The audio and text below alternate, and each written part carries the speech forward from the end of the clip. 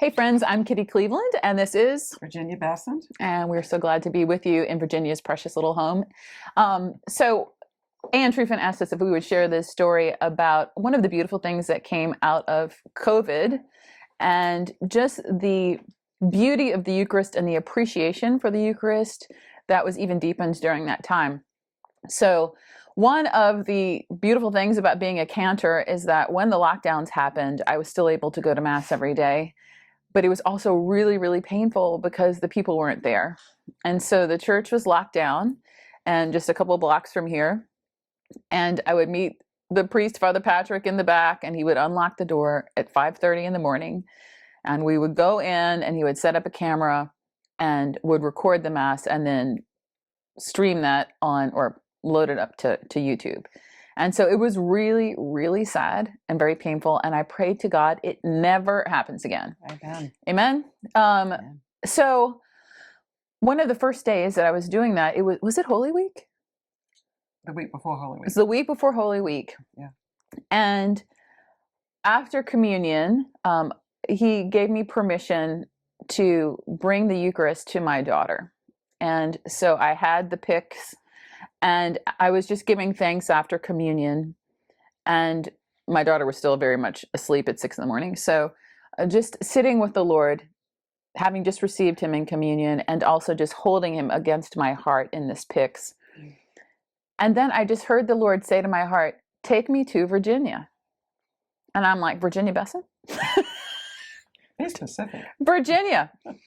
And so at 6 a.m, I call Virginia and she said, Kitty? Thinking, of course, somebody's probably dead because who calls at 6 o'clock in the morning, right? And so I said, would you like to receive communion? And she said, yes. So I just want you to just let you know have received the training to be an extraordinary minister of Holy Communion. But anyway, just in case people were concerned about that. So I called Virg and she said, I'll meet you outside in the garden. Now it was in March, it was like right after the lockdown started in 2020.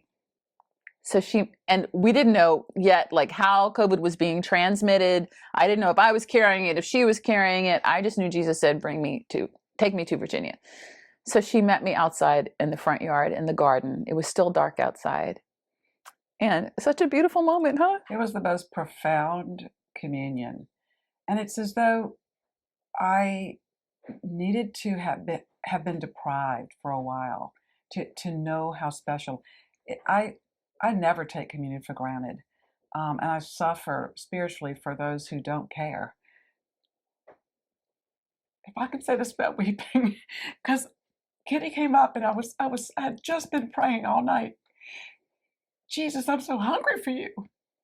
And she walks up with the Eucharist, and I knelt down on the sidewalk and just thought it was the most intimate, like a meeting, a joyful meeting. It was wonderful. And I'm an extraordinary minister as well. And since that moment, I've always loved bringing communion, especially to the elderly. I just have a heart for the elderly. But I just want to tell people, he's here. I want to get so excited with them. But it was so precious. And then one of the most beautiful things that came of this relationship is that And that special moment that we shared, because Kitty sang, and of course I love a private concert from Kitty Cleveland on my sidewalk at 5 a.m, whenever it was, and when the world is locked down and scared, and we're just like loving the spring, and it was almost Easter, and I had Jesus. I felt this connection with the church, the church suffering, the church underground actually, and I felt like this must be what it's like, but. One of the most beautiful things that came of it was that later on, a year later, it's been a year, Kitty is actually diagnosed, and she has Delta, COVID. Omicron, Yep.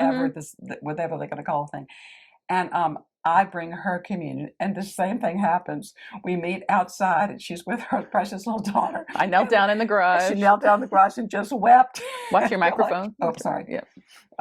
And so she just wept, and we just went, isn't this just full circle how, Jesus, you don't leave us alone.